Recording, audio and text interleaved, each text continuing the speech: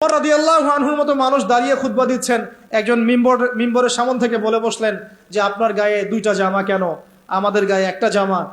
আপনি আগে অ্যান্সার দেন, জবাব দেন যে আপনার গায়ে দুইটা জামা কিভাবে আসলো, তারপরে খুতবা শুরু করেন, তারপরে খুতবা শুনবো।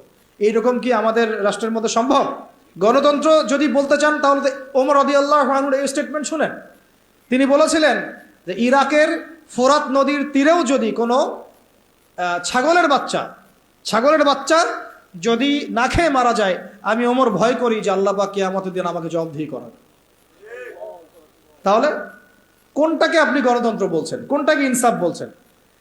পৃথিবীর কোন অমুসলিম পর্যন্ত অস্বীকার করতে পারবে না উমর রাদিয়াল্লাহু আনহুর 10 বছরের খেলাফত ছিল বিশ্বের শ্রেষ্ঠ শাসন ব্যবস্থার একটা। কেউ অস্বীকার করতে পারবে? তারপরেও সেটা আমরা মানছি, খাতা কলমে লিখছি, পরীক্ষা পাশের জন্য লিখছি, বাস্তবে কোনো ইমপ্লিমেন্ট নাই। ইমপ্লিমেন্টের প্রশ্ন আসলেই ভয় দেখানো হয়, আরে আমেরিকা তেরে আসবে, আরে ইসরায়েল কি বলবে, ভারত আমাদের উপর খেপে যাবে। আমাদের সাথে আল্লাহ আছেন, আমাদের সাথে রাসূলের সুন্নাহ আছে, আর আমরা তো জীবন দেওয়ার জন্যই জন্ম নিয়েছি। আমরা তো একটা শাহাদাতের জন্য সারা দিন রাত দোয়া করতে থাকি আল্লাহর কাছে। তাহলে কাকে ভয় পাচ্ছি আমরা? আর যাদের সাথে আল্লাহ থাকে তাদেরকে কোনো শক্তি কি পরাজিত করতে পারে? ওই রোমানদেরকে মুসলিমরা রাসূল সাল্লাল্লাহু আলাইহি ওয়াসাল্লামের যুগের পরে পরাজিত করে নাই? মুতার যুদ্ধে, ইয়ারমুকের যুদ্ধে ওই পারস্যের সম্প্রদায়কে খালিদ বিন ওয়ালিদ রাদিয়াল্লাহু আনহু, সাদ ইবনে আবি ওয়াক্কাস তারা পরাজিত করেন নাই? তাহলে কাদেরকে ভয় করি আমরা? এই মুশরিকদের কথা বলছেন? ওই দালালরা ছাড়া, তাদের অভ্যন্তরীণ দালালরা ছাড়া তারা আমাদের কিছুই করতে পারবে না। অভ্যন্তরীণ দালালরা ছাড়া তারা আমাদের কিছুই করতে পারবে না। আমাদের দুশ্চিন্তার জায়গা কাফেরদের না, আমাদের দুশ্চিন্তার জায়গা হচ্ছে মুনাফিকরা।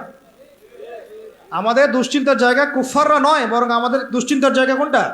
মুনাফিকরা। এই মুনাফিক মুক্ত, দালাল মুক্ত সমাজটা গড়েন, দেখবেন যে ইসলামী শরিয়া অর্ধেক কায়েম হয়ে গেছে ইনশাআল্লাহ। কিন্তু এটাও তো আমরা ব্যর্থ হলাম।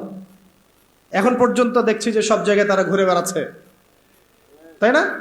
সবার আগে উচিত ছিল এই কেসাসগুলো বাস্তবায়ন করা। তো কেসাস শব্দই তো মানুষ শুনে নাই, বুঝে না, জানে না। নামাজ জিজ্ঞাসা করলে নামাজ বুঝে, রোজা বললে রোজা বুঝে, সওম বললে সওম বুঝে, যাকাত হয়তো বুঝে কিছুটা, সালাত বুঝে, তারাবি বুঝে, কেসাস বুঝে না। কেসাস মানে মুগ্ধকে যে হত্যা করেছে তাকেও হত্যা করতে হবে, নাম কেসাস। এই ভাষায় কথা বলা দরকার ছিল আমাদের। খুনের বিচার, এইসব শব্দ বাদ দেন। শব্দগত বিপ্লবের দরকার, শব্দগত বিপ্লবের দরকার আছে, ভাষাগত আদর্শের বিপ্লবের দরকার আছে। ওরা একটা শব্দ বলবে, আমাদেরকে কাউন্টার শব্দ বলতে হবে। ওরা যদি বলে আমরা ধর্মান্ধ, আমাদেরকে বলতে হবে এরা হচ্ছে